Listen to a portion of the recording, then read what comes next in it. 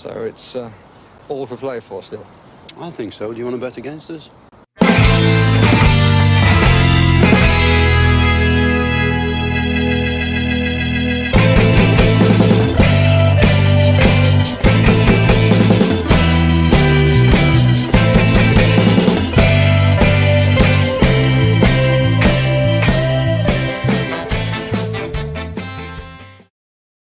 Villains, welcome to For the Love of Paul McGrath podcast. The wonderful Paddy is back today. After, if you guys didn't catch it yesterday, I had Ashley Priest from the Birmingham Mail on. Really great interview. Really honest and genuine guy. Really opened up about a lot of things to do with Aston Villa, about his fandom, about how his firstborn was born, and also that article about Jack Grealish as well. You know, he was really candid. So if you haven't caught that, it's up on our YouTube and also on our audio platforms. Also, for anybody who's joining us for the first time, delighted to have you. Welcome. And if you could give us a like, if you could like the stream itself, if you could subscribe on audio platforms and on YouTube, we'd really appreciate it. We're here to talk about Wolves today. Paddy, I feel like I haven't talked to you in ages. When was the last time we did a podcast together? Dean Smith won. Dean Smith. Yeah. So it's about a week, is it? About a week. It feels like about a year, Paddy. It feels like a year when I'm not with you. Yeah. Anyone else buying that? No. Oh man. I'm going to make my apologies early in this one. I am absolutely drained and wrecked. I have a faulty smoke alarm that's wired into the wiring of the house here. I've taken it apart. I've turned it off at the breaker. I've changed the battery because every wired fire alarm even has a battery in it for backup in case your power goes out. I've done everything. I've even taken out part of it, cleaned them because I was told there was dust. I've put it in, and I thought I had it cracked. And then 2 minutes ago, the fucking thing started beeping outside. So I apologize if it starts beeping. I'm just going to do the Irish thing, and I'm going to plow ahead like a real professional, plow ahead through the fire alarm. Okay, so this is all so I'm a bit delirious with lack of sleep last night because the fire alarm just started beeping. It wasn't even going off. It just went that little beep that tells you that the battery is low, and the dog hates it. So the dog burst into the room and jumped right up on my face about 10 times last night. So I haven't got an ounce of sleep. So that's just a little peek behind the curtain of my life at the moment. And and my apology about my delirium that I will surely go through at some stage here. So if I start pronouncing the wrong team, if I'm talking about the wrong game that we're playing at the weekend, I apologize in advance. But hopefully I won't. And Paddy's going to keep me on the straight and narrow in that one. But Paddy, I hope I have this. Don't tell me you the faulty fire alarm too.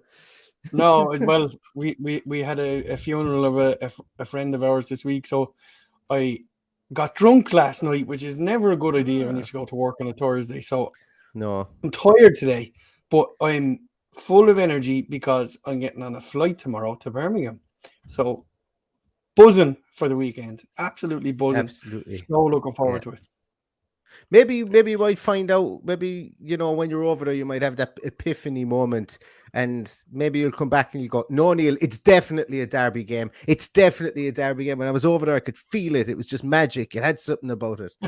Because it's one of those, it's the Twitter derby. That's even the Wolves fans are calling it the Twitter derby. They think we hate them on Twitter and that this isn't the real derby. We think we hate that. We think they hate us on Twitter, and this isn't the real derby at all. So neither of the two of us think it's a derby. Yet people still say it's a derby. I don't know.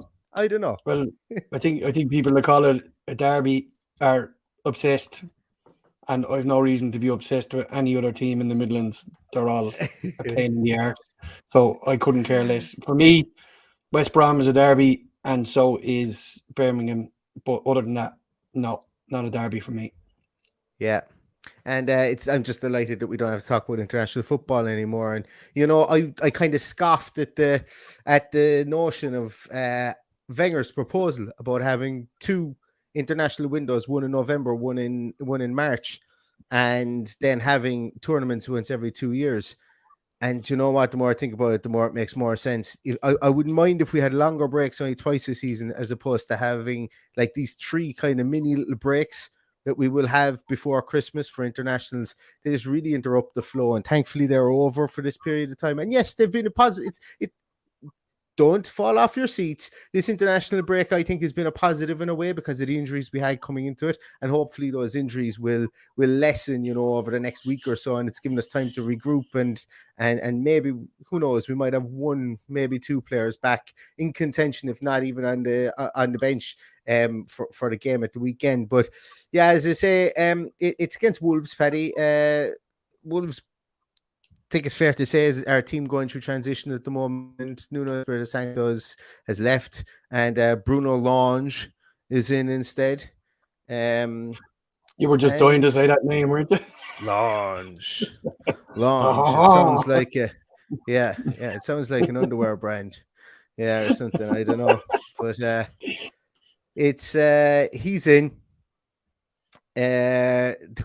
He's in charge, and I suppose really struggling for goals at the moment, and maybe hoping that their new talisman that they've found in Hwang, the South Korean player that they signed from Leipzig, I think it was, seems to be banging in the goals for them. Well, he got a couple there against Newcastle, and obviously Jimenez is back. But there's a lot of players in this team. This team, the Wolves team, should I say itself, is.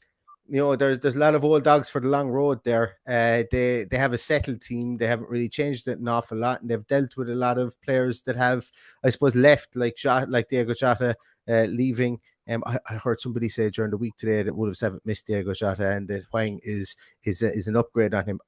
I'm going to just leave that one out there. I'm saying that without comment.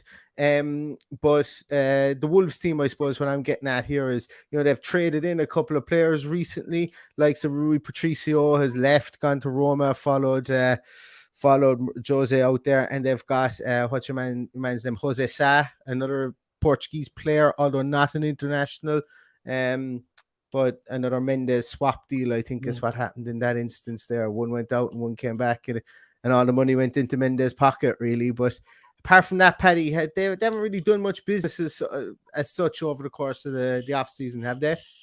No. Well, Trincao they brought in, but we're not going to see him on Saturday because he's COVID positive. So I don't think his isolation finishes before then. All the usual suspects. I suppose where they're at their weakest is at the back. Their back three of Gilman, Cody, and Saiss is where they can be got at. There's plenty of midfielders. They've got Peden's back. I'm presuming Adama Traore will replace Trincao. Dendoncker wasn't getting a run in the team. He came on with a few minutes to go the last day. I only literally saw a few minutes of their game. They've kind of flown under the radar. They've had a mediocre start to the season, but they're in transition as well. They're going to need to find a rhythm and get a few results under their belt. And I think they'll be absolutely fine, and they'll be like ourselves, climbing around the middle of the table for most of the season. So, but I still think we can get at them, and for that reason, I'd say we're going to stick with our three at the back, because it means there's two up top on that back three and go like for like. I agree, and we'll talk about our own team later, because I think our team is probably a bit more settled. Like, a lot of the big calls we're going to have for our team are more so going to be tactical switches. Yeah, I know we're going to probably talk about, we will talk about Emi Martinez and so on. I still think he plays. I don't think it really matters. Emi Martinez definitely plays, but I think it could be Nakamba might replace Douglas Luiz. It's a different story coming back into a team after that amount of travel and playing outfield and playing in goal. So I think Emi Martinez will be fine. Yeah, exactly. I think he does play. We'll talk about our team in a moment. We'll focus a small bit on Wolves for the minute. You mentioned their back three.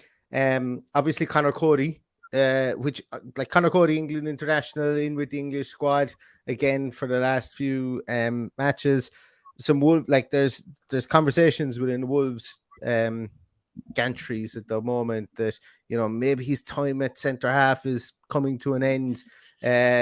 Southgate certainly doesn't think so, but then Southgate did have a really strange situation with him, where he almost admitted that he brought him to the Euros just to be a rah-rah guy in the dressing room, to be somebody who would who would bring people together, was a consummate professional. There'd be no shit, there'd be no messing, and he didn't get any minutes in the Euros, you know. And this isn't me saying anything bad about Conor Cody. Realistically, I'm just stating what was said about him at the time. A couple of Wolves fans at the moment are maybe questioning, should he be the man in that back three at the moment? Obviously, maybe there's a small bit lost there with Willy Bolly not being in there. Willy Bolly suffering injuries, maybe lack of form. Kilman has come in. Kilman goes to ground very, very easily for me. He was skinned by Tony for their first goal. And Roman Saiss, something has happened to him as well, for somebody who is, but like we've got to remember as well, Saiss and Cody are converted central midfielders playing in centre half, and Saiss kind of showed that against when he was trying to mark in Buemo against Brentford. And basically he had no awareness, but Mbeumo just had to pull off him. And that's what gives me really, really good hope about this game, is the fact that our strikers are very mobile.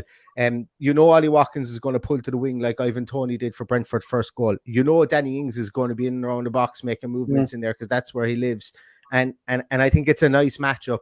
I really do. And I definitely think that we're going with two up top. And to be honest with you, I think if Leon Bailey is fit, and I said this for the Everton game last game, he was fit. I think if Leon Bailey's in the bench, when Leon Bailey comes on, they will play him up top and they won't play him out in the wing, because I think, and there's not a lot of people talking about it, I think that's something that Dean Smith wants to do.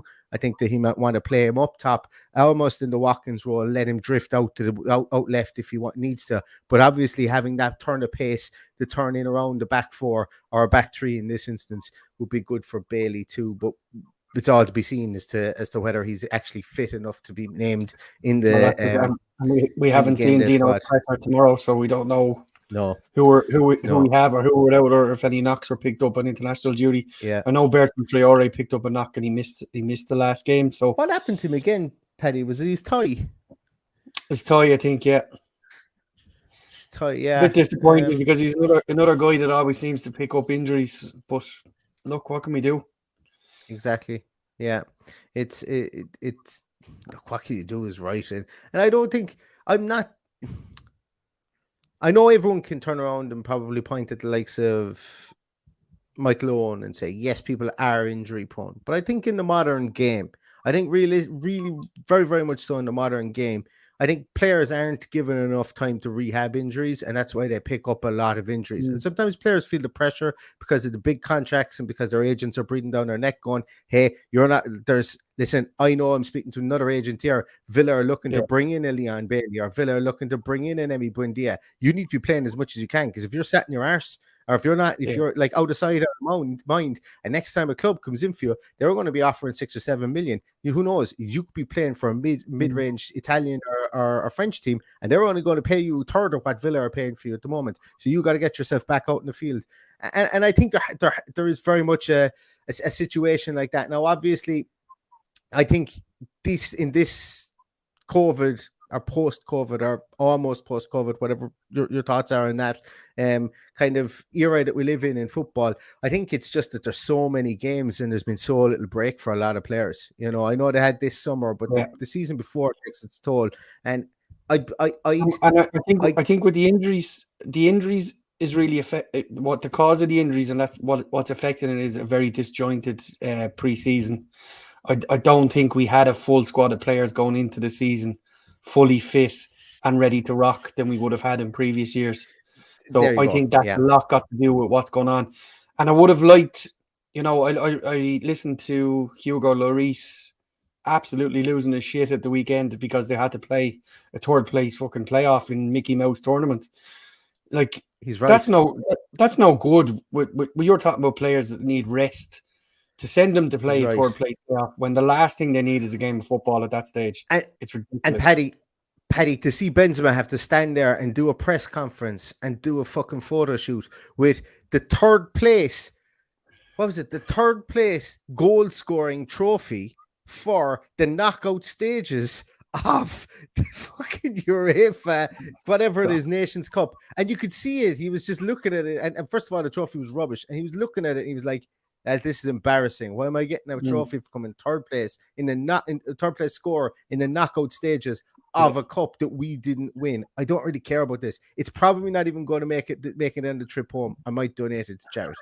Like that's all that's probably going on in his mind. But crazy stuff. And look, I know we reveled in the fact that there's no international football, but international football does not have any joined up thinking at the moment. It doesn't make any sense. No. For a lot of things, it's like people cutting their losses.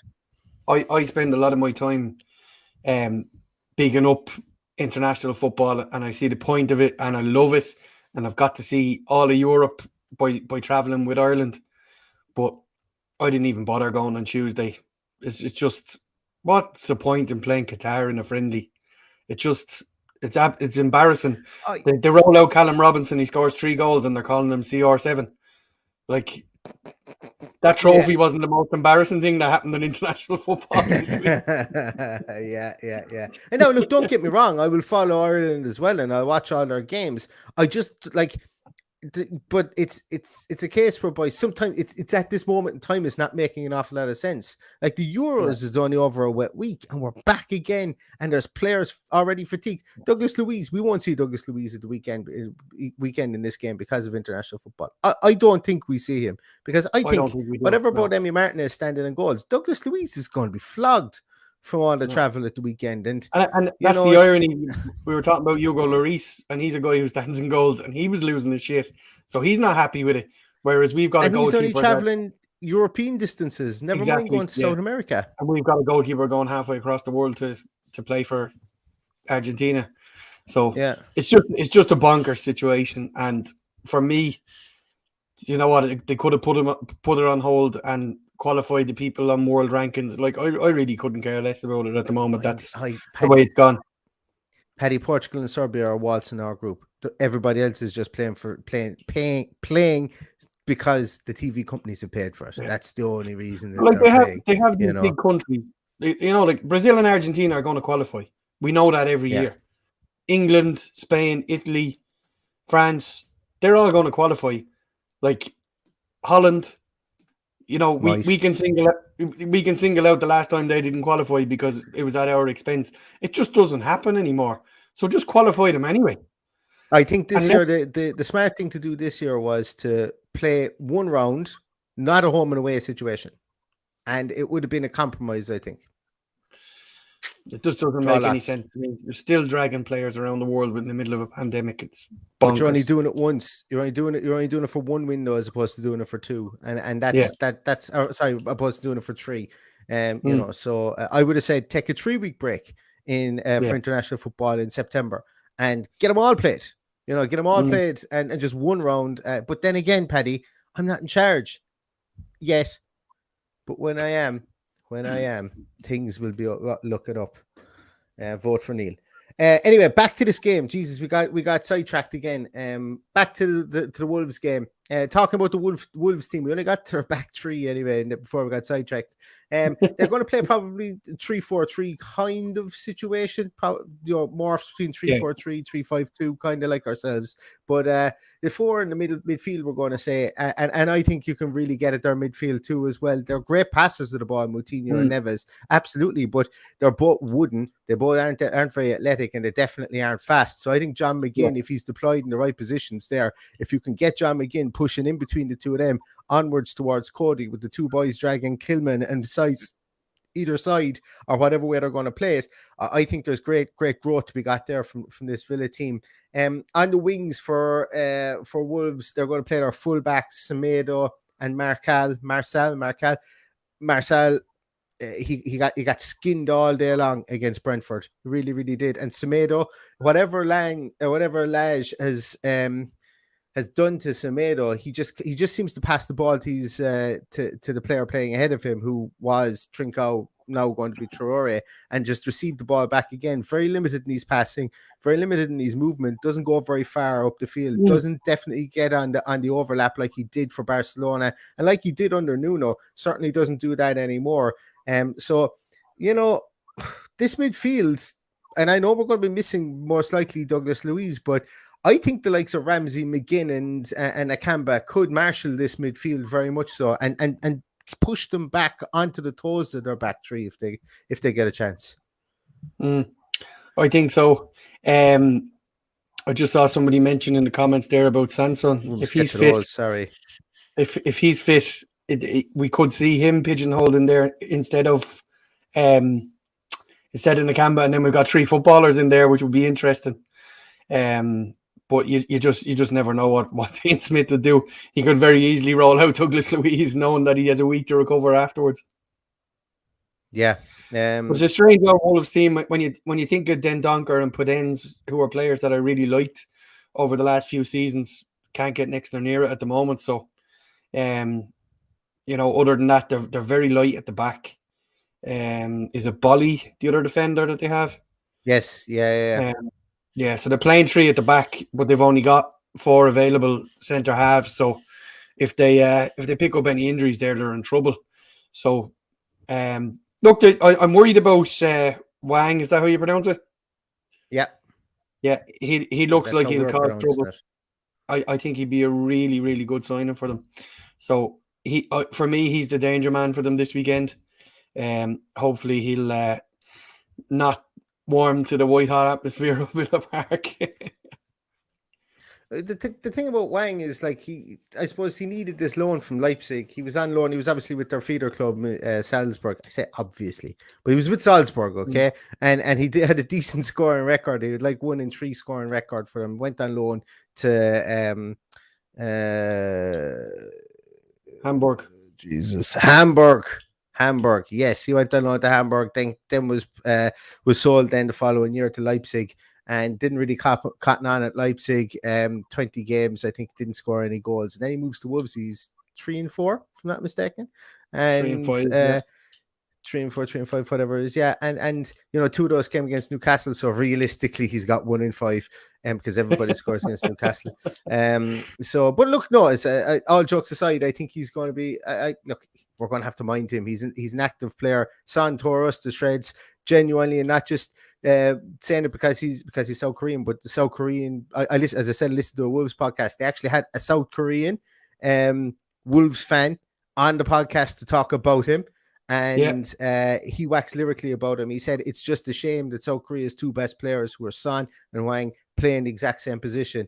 But he said the benefit of it is that if Son can't play anytime, they've got an equally good player. So South Koreans seem to think that there's that there's a like for likeness there as well, not just the Wolves fans, but look, he'll definitely take some marshalling as well. But he's further up the field. He's going to play with Jimenez and Traore, I would imagine. So I think it's a day for our back 3, Paddy, and I don't think that there's going to be any Mickey around from Dean Smith with going back to the 4. I think he's going to play the back 3. But I suppose my question for you, Paddy, Dean, I nearly called you. My question for you, Dean, if you're listening, is my question for you, Paddy, is who are the back 3 that Villa are going to utilize? That's a $6 million question, really, isn't it? It's, people went 2-footed in on Courtney House. I watched him in the flesh. I didn't think he was slow. He was caught. He was just torn by Son, and he just lost his footing. That's completely fine. That can happen to anybody. To me, the bigger issue was the distance between our centre halves and Matt Cash, who wasn't doing his recovery work. And I'm not going in on Matty Cash either, because he's having a phenomenal season. It was just we were destroyed down there by Son, and we couldn't deal with him. And when Son's on form, nobody can deal with him. So I'm perfectly fine with Courtney House if that's the case. But we'll see. Indeed, we trust, and whatever he decides to do, he may deploy Tuanzebe to do a job on Wang. We'll see. And you know what? Why not? It could be, but then again, I think Konza can marshal Wang. He can, yeah. Why not? Yeah. Courtney House then stays with Jimenez. Although Jimenez, since he's returned, has kind of played more in a 9 played more in a 10 than a 9 position. So he's dropping a bit deeper and allowing Wang to stay a bit further. But then again, you're also going to have to marshal Adama Traore there. Paddy, do you think that there will be conversations in around Villa Park as to who's going to man the left back position with Traore's pace, I suppose? There, for me, I think you have to leave Target there. But you think there's going to be a conversation between Target and Ashley Young for this game? Just based on what Ashmila Sarr did in the first game. Sorry, what was going on in my mind didn't come out of my mouth, so I apologize. Yeah. Well, look, I think Target is struggling a little bit with fitness and confidence at the moment. So I think it's up to Dean Smith to make that call to whether he trusts him to go and marshal. Like, let's be honest, more than likely, Traore is just going to run down blind alleys all day and have no end product and try and kick the ball off somebody out for a corner. His end product isn't there, but having said that, it's Villa, it's his old club. He could end up having an absolute stormer, and hopefully that's not the case. But for me, I would leave Matt Targett in there as well. I think the only way he's going to get better is by playing. I think it would do him a disservice to take him out of there. But he's going to need a little bit of help from Tyrone Mings coming across, or Courtney House, whoever it is in that position. And that will be, the be all and end all, because we've got to worry about two pacey, albeit a different type of player. Hwang is very skillful. He's very like Son. I don't think he's as quick as Son, but can do equally as much damage, I would imagine. So it's a difficult one to call, and I think it will come down to confidence. And he will probably be working with Matty Targett over the last 2 weeks, and that hopefully we'll see the benefit of the fitness side of that. Yeah, absolutely. And look, I suppose if they wanted to do a kind of a, I don't know what you want to call it. I know in the NFL it's called like a scout team exercise, whereby they get a player who maybe is very pacey from the youth team, like let's call it Philogene Bides, and they say, right, we're actually going to bring you in and we're going to put you in that position against Matty Targett, and you're going to run at him this way, and you're going to, because that's the way Traore does it, and just give him, instead of having maybe the normal a normal right back running at him in that position, they put a faster player out there, and maybe have some game situations like that during the week. And it mightn't be a bad week to do it with a lot of the players on international duty, have one-on-one drills with him to try and get him up the pace with dealing with pacey players, maybe taking that extra step back, maybe guarding infield a small bit more and stuff. So, there's a lot of different drills they can do with a player like Matty Targett, who, as you say, might be a bit down on confidence. I think it's more confidence than fitness at the moment, and I think he's very much a confidence player, because he more or less came out and said that when the year we got promoted, was it the year after? Sorry, the year after we got promoted.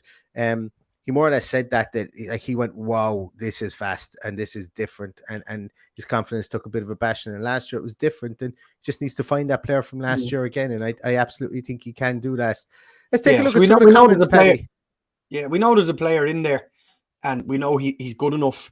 It just, he doesn't seem to be playing with the same smile on his face that we're used to the Matty Cash. So that worries me. I'm big into watching body language of players, and for me, you always see that big wide smile with him, and it just doesn't seem to be there this season. So that's just a little bit worrying for me. Yeah. Let's see a couple of the comments there. I must apologize, guys, for the Ashley Priest podcast as well. We actually didn't do that live for some reason. It was pre-recorded, and YouTube threw it out as if it was a live. So if you guys are commenting on that, I apologize. That's why I wasn't throwing your questions at Ashley. That was recorded earlier in the day, and it was premiered then. I put it up on YouTube for that period of time, and I'm sure I pressed the wrong button. Essentially, that's all I did, and it threw it up as a live, but I do apologize. Blobman score prediction for tomorrow is 1-0 either way, or a 1-1. I don't know. I'm a bit more, I think the Spurs loss has washed off me over the last 2 weeks. I'm a bit more optimistic, but I'll leave my prediction until later on. With Paul Cox, welcome from Australia, as always. Thank you so much for tuning in all the way the opposite side of the world. I don't know, are you the opposite side of the world, or are we the opposite side of the world? I'll let you answer that one. They're getting all philosophical in this one. Too late at night to be discussing that now. Exactly. Ed, thanks a million, and thanks for always checking in. You're always in the streams. Really appreciate it. Good show with Ashley Honest and the Jack stuff. Absolutely. Check it out, guys, if you haven't seen it. Chuffin Trains says bye international break. Winston back Aston Villa. Amen to that. Absolutely. Dara asked me, did you call them wolves? I do. I call them wolves from time to time. That's my pet name for them. We usually call them just the dog heads in this house. Yeah, I have no idea where. Like, there's so many names you see online, and I was going to say one of them there, but I don't know if I should because I don't know if it's a derogatory name, but it's the surname of a family from Emmerdale, and The Dingles, I've Neil. no The idea. Dingles. You don't have to Yeah, be but on. You don't have to be nice to them. no, but is it no? But I didn't know whether it was like some sort of. I've no idea what that means. I thought maybe that might have been some. I don't know. I don't know what it meant. Yeah. I wasn't sure whether it was It unpolitically is a correct bit of or a something like derogatory term, I think. Yeah, and probably not to be discussed live on air. I don't know. I have no idea what it means. But anyway, John Steele says, Paddy, give him the clock. He'll have no excuse to be late. Ron, I still haven't met. I have every intention of giving Neil the clock next week. I'm going to drop in and see him. I have to go to Mayo next week, so I'm going to drop in and see Neil and give it to him. I'll have the kettle on. I'll have the kettle Good on stuff. for sure. Tyrone says, up the Villa. Do you know what? Sometimes that's all you need to say, Tio. That's all you need to say. John Crawford Martinez plays at midnight tonight for Argentina. He'll be back. Will he be back in time for Saturday? That's the plan. That's the plan. That's the magic. I'm flying out tomorrow, and I'll probably be in Birmingham before Martinez. Yeah, but like, you know, I'm not going to that tomorrow night. He's going to drop a rake of sleeping pills, and he'll be flat on his back inside in a chartered plane, and he'll probably be fine. Hope so. Yeah, you'd hope so. Yeah, you would hope so. Kieran, there's an open invitation for you from Mr. Callahan. Absolutely, Kieran. I'll drop you a message tomorrow, and we'll make a plan. Excellent. Look forward to it. Excellent. Now I'm jealous. No, I'm jealous. I must say, Neil, because we haven't spoken about my trip to Spurs really, but loads of people come up to me, and I was actually shocked that people were recognizing me from the podcast, and people were coming up and introducing themselves. And the first couple of people I have to apologize to, because I was a bit taken back at what was going on.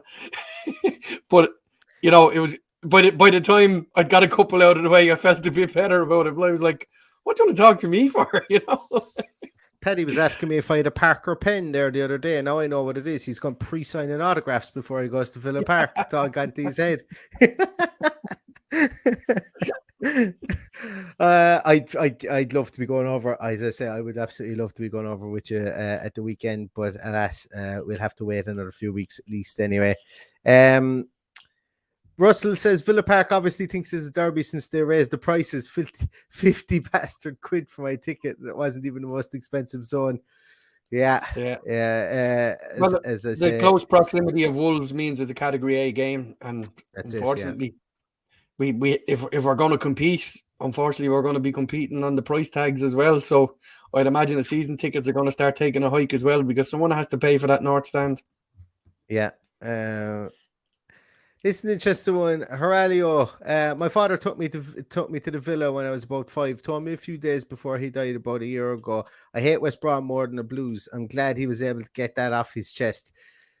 You know, apologies, as I say, condolences on your father passing away. But you know, that's at least that's something that you'll have forever. He says he hates West Brom more than the Blues. But you know, I'd actually kind of agree with his father. I think maybe we played West Brom more often in my lifetime, so I have more of a dislike for them. You got to pity the Blues a lot of the time, don't you? No. You just gotta laugh at them. Yeah.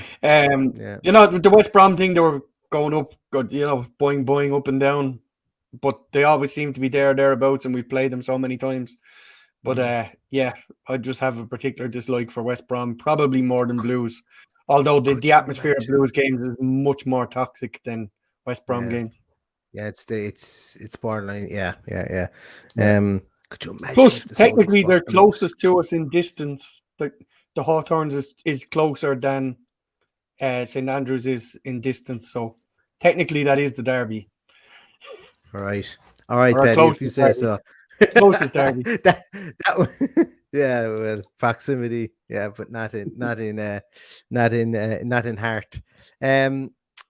Ad says that Trincao looks half decent. Yeah, he does, but as I say, he's COVID positive now, so unlikely he's going to play at the weekend. And I wonder, you know, we haven't seen an awful lot of COVID positive pieces. I know Carl Darlow at the start of the year was, and he spent time at hospital. And there hasn't been an awful lot coming back from international duty, so long may that continue, at the moment. But hopefully Trincao doesn't suffer too badly for it. But we don't think we're going to see him at the weekend. Sorry there, lads. I'm after losing that. John Steele says, can we go 3-5-2 and accommodate Bailey? I don't think so. He has to start at some stage, and it probably isn't this game, but I'd like to see the old 4-3-3. Be honest with you, I'm at the stage whereby I didn't think that we could go 3-5-2 with players that we have right now. I didn't think we'd go 2 up top and make it work.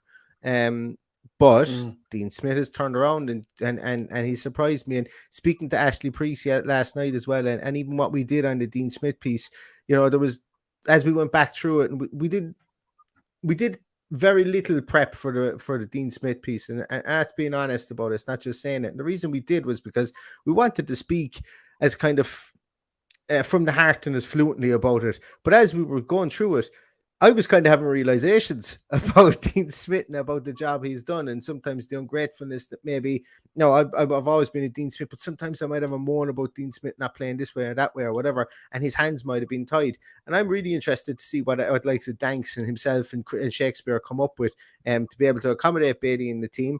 Bailey has played as a wing back for Peter Bosch. I don't know, it didn't suit him. He didn't particularly like it, but he didn't like it under Peter Bosch. So maybe we can make something out of him here at Villa. But as I said, I think he can play up top, and I think he can play in the 10 position. So I would say watch that space if we are going to play the 3-5-2. But the 4-3-3, it's not going to be it's not going to be rigid. I don't think we're going to be rigid in formation. I think we'll go out with different formations because we know that the 4-3-3 works, and we now know that the 3-5-2 can get results and can be solid against the bigger teams. And if we did go 3-5-2 and Bailey was in there, we wouldn't see much of a Adama Traore because they would actually shit themselves if they had to deal with Bailey down that road. So it's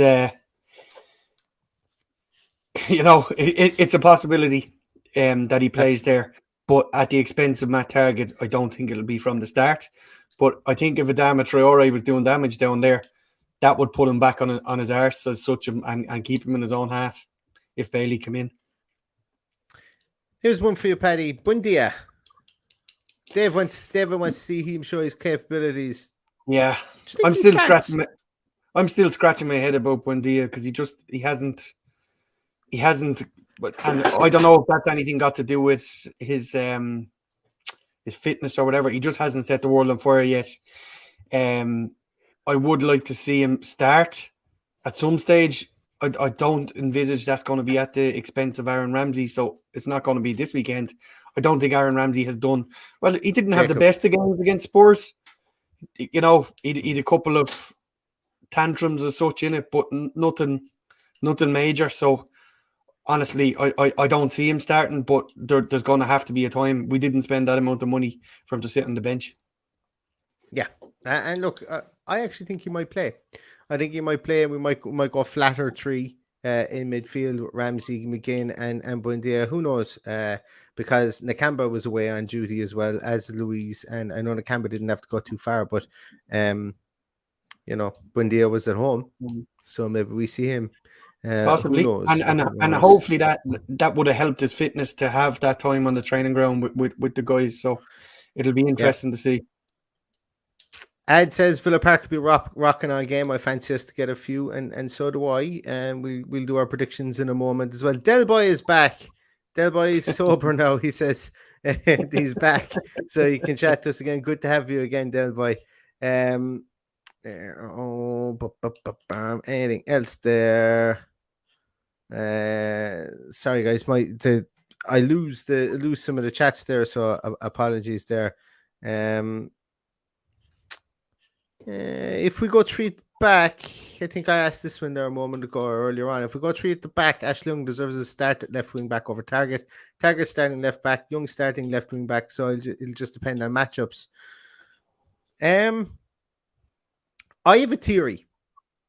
based on something that Greg Evans said on the 1874 podcast. I know Dan Bardell wasn't on the 1874 podcast this week, and I do apologize. The lady that stood in for him, I think her name was Holly, did a great job. But she asked a question, herself and Greg spoke about transfers, and Ashley Priest spoke about this in the podcast as well with us last night.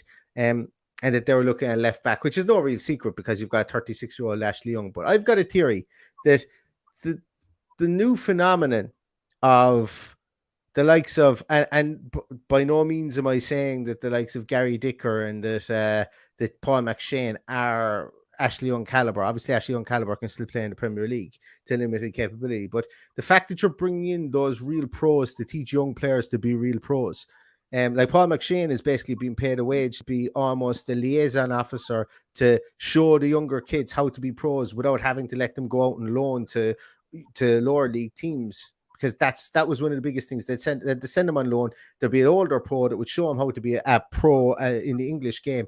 But now what United have done is they brought back Paul McShane. They have been playing with the 23s. He's given them that impetus in there, as is Gary Dicker for Brighton. And I can't remember. I think Arsenal brought in somebody as well recently to do it. And I think potentially that Ashley Young could be there because we know that we're going to have a lot of younger kids around the team. And instead of having that kind of old man mentality to come from our starting 11 or our main leaders, let them lead on the field during game days, and then we have other kind of older pros, likes of Ashley Young's there, that would be able to then take the leadership role then with the younger kids. And that's my theory on it as well. But getting back to the question there, Charlie, because I went totally tangential there in that one, I don't see why not from what you've said. But what I do think is that, like, I don't think we're ever going to see Ashley Young play 2 games in a week. I think Ashley Young will be auxiliary. And I think just based on that fact that potentially in the January window that we're going to bring in a left back, probably maybe even to replace Target, that I don't think that Dean Smith is going to be rolling out Ashley Young as much maybe as we think, unless he absolutely has to. I could be wrong. I could be really wrong on that one. Look, and the one thing about Ashley Young, when he did play, he never let us down. He's been an excellent signing for a man of his age. So I'm absolutely fine with him playing too. But we are planning for the future. So what's the future? The future is Matt Target. So we need to get him back firing again. Exactly. There we go. As Dean says there, Young is here to coach for next season after his experience how to deal with and play. We're on the same wavelength there, Dean. Geez, there's a rake of chats in here tonight. and just to pick up on Dean's comment there, somebody was telling me recently that Ashley Young either has or is just about to finish his coaching badges. So there's no doubt that that's where he wants to be at the end of this. Yeah. Maybe so. Don Blanco, welcome aboard. He says he never knew Ireland had more than one Villa supporter. Yeah, well, we've about 5 actually, Don. So, no, actually, what was it last count in the Irish Lions? We have a lot more than that, 400. The Irish Lions, in its pomp, had 1,000 members, but they've just been split up into 4 regions to make it a bit more focused. So there's 1,000 members and a lot more out there that didn't engage. So we're the biggest supporters club in the world. So there you go, Don. Super Mark, this is an interesting one.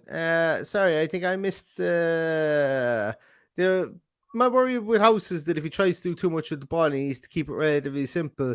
And just the second part, that House seems a little overconfident right now and seems to be trying to run with the ball and getting into trouble. Paddy, take that one. Jeez, well, I genuinely, I don't know if it's something I noticed. Yeah, it's not something I've noticed, and maybe Mark saw something we didn't, and that's fair enough too. I don't know. You'd look at the stats very quickly and see, was he losing the ball, or if he's losing the ball from the last day, it was those ridiculous diagonal balls that were playing that ended up either short or going out of play that were absolutely, they were making me sick to watch after being at home, watching them play so well in that system. To be actually in the stadium watching that system fall apart was frustrating. But I think that was a lot more down to Spurs absolutely stifling us in midfield, so we couldn't get on the ball. So they were just forced into those diagonal balls when they ran out of options. Yeah, I don't know. It's interesting. It's definitely going to be something I'm going to be looking out for. Maybe Dean Smith wants our central defender to maybe bring the ball out of the fence and a bit more. Maybe it is something to keep an eye on and to look at. So Paddy, James, hi from Drunk in Devon. Is that a town called Drunk? That's a fantastic town. That's a fantastic. That was. We'll go there on our holidays, Neil. Will we? Devon. I can imagine there was a crowd set sail from Wexford at some stage and hit Devon and just went, we're just gonna call this town Drunk. Yeah. I don't even know if Devon is down there. Is Devon east or west? I don't remember. I think I started saying Devon, and then I went, it's the White Cliffs of Dover, isn't it? So I've got the completely wrong place. But if you hadn't asked the question whether it was east or west, I wouldn't have voted myself. I think Dover's in Devon. I could be wrong too, but I was in Dover and a place called Devon Deal and Cornwall. Yeah, it's down around that direction, isn't it? Devon and Cornwall, Plymouth. There you go. Massive part. Literally, I this is tangential. I used to do a job before where I used to have to send people to shops in around that area, and it's a massive area. It looks tiny on the map, but literally someone goes, "Oh yeah, I'm in Exmouth, I think was a place. Yeah, where you go to your shop. Oh, it's only a cool 90 miles away. To go and get your computer repaired. So a huge part of the country. But welcome for even if we're not as well up on the geography of Devon, Cornwall, and the southwest of England. We do appreciate you watching. Paddy, what do you think the match? What do you think it's going to be? Score-wise, sorry. Once again, my mind didn't. I have a sneaky feeling that we are going to see goals this weekend. Yeah. I anticipate a high-scoring game. I think we'll concede, but I think we're going to look at something like a 3-1 or a 4-2 victory. That's the way I see this game going. But I think we'll win easy enough, but we will concede. I just think they're there to be got at. I think we could potentially destroy them, and that's long overdue as well. I think we beat them 4-1 a couple of years ago, didn't we? Memory serves me correct. Yeah. We gave them a good tonkin. I can't remember the scoring up, but I do remember. I'm going to say we keep a clean sheet, Paddy. I'm going to say I'm going to go 3-0 Villa. And I'm not usually this, I'm very much fancy. I'm a man who has splinters in his arse a bit with these, because I normally go 2-1 so that I can say, I always knew that we're going to score, just to know that we're going to score. But I think I'm using a bit of reverse psychology here, because when I predict a clean sheet, it doesn't happen. So I'm predicting. I'm going to put in a caveat here, so I am going to reverse back a small bit, and I'm going to say that if Martinez plays, I'm going to predict a clean sheet, and I'm also going to predict 3-0. And I think we're going to see a goal from our striker force, but I also think we're going to score 2 goals from our defenders. And the reason being is because Wolves are not good at defensive set pieces at this minute in time. And they give up a lot of headers there. They're shaky back there with Cody's obviously not a giant in there. They do have size. Kilman gets dragged out of position a small bit. And, the two central midfielders are not giants either. I think I actually myself think that they will play the Donker in there in midfield. I think more so than the centre half position if he is fit. Just to bring that bit of height and a bit of steel in there. But I think Villa are going to get goals, and I like this. I think the set pieces. I think we could see the set pieces again. And look, Villa were heavily praised for their set piece play up to the Spurs game, and then they were criticised after the Spurs game because they were told, they're too over reliant in the set pieces. That's all they did. Yeah. And look, it's with regards to the Spurs game, it's very unfortunate that the Spurs game fell before the international break, because we all know with the Twitterati that you're only as good as your last game, and people very much forget how outrageously good we were against Everton. We beat Man United the week before, so just get behind them and enjoy it, because there will be some great results in this team. A pat in the back is only a few inches from a kick up the hole, isn't that what they say, Paddy? Exactly. Isn't that what they say? Yeah. But when you lose a game, cheers, Shane. Thanks so much, Shane. When you lose a game, the last thing you need is 2 weeks off. You need to be going again to try and and get that out of your system. And you know what? I think they're going to do it this weekend. I think they're going to score goals. Ad seems to think is praying for Ramsey to get his first goal. I think me too. I think, do you know what? So am I. I think he needs it. I think he needs it to push on.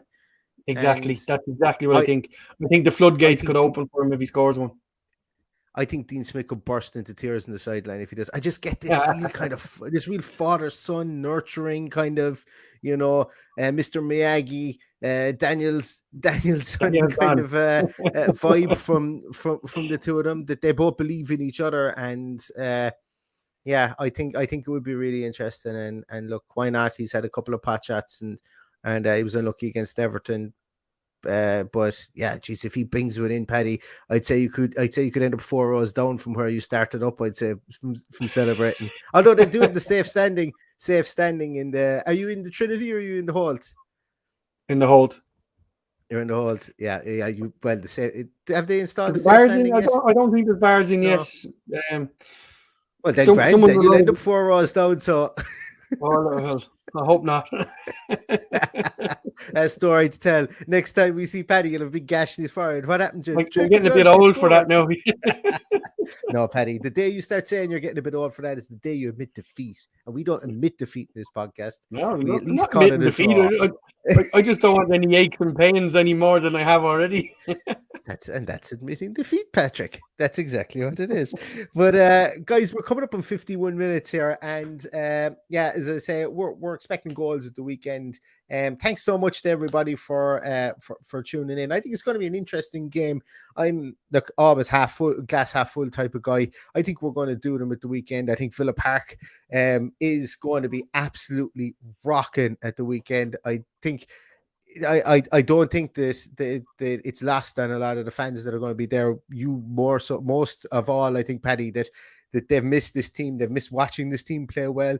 This is going to be your first time seeing likes of Ollie Watkins and all those play in Villa Park. And if there was a big result here, I think the Villa Park faithful could suck the ball into the net, with their emotion and with the cheering and with the support that they're going to give. So as much a part for you guys to play going to the game as the guys on the field, because the players deserve it. They've brought us through an awful lot of things through the course of the last 19 months, and when I know they've played at home already in front of fans, it's getting back to normal and making sure that you reward them on. I know the fans are going to be fantastic in the stadium. I think for me this weekend is the real normality back after.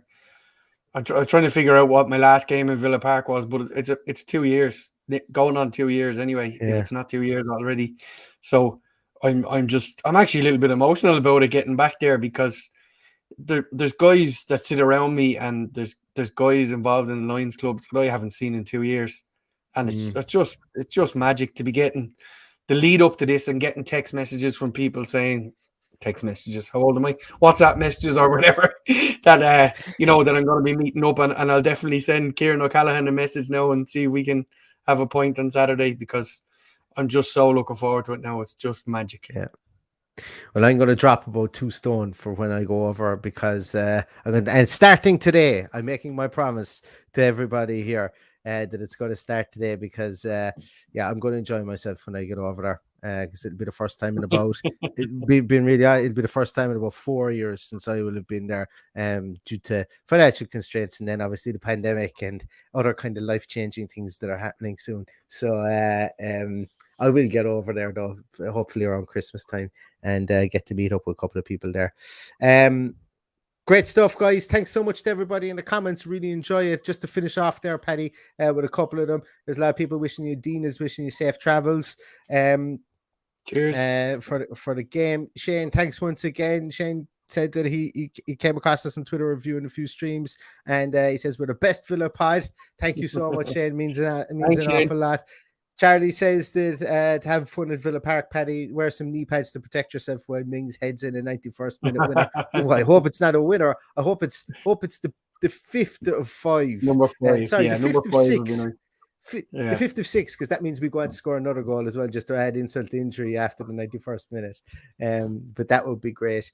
So we're going to leave it at that, guys. Thank you so much for all the interaction. It means an awful lot. We're going to be back with a team sheet tantrum an hour and 10 minutes before the game. Paddy will be doing it from somewhere in and around Villa Park, and hopefully if you can get reception there. Notoriously the reception isn't great, but the more I think about it, I'll be outside because it's notoriously bad when you're inside, so I'll probably have a nice backdrop behind me when we're recording. Have the hold behind, have the just behind you, and we'll see.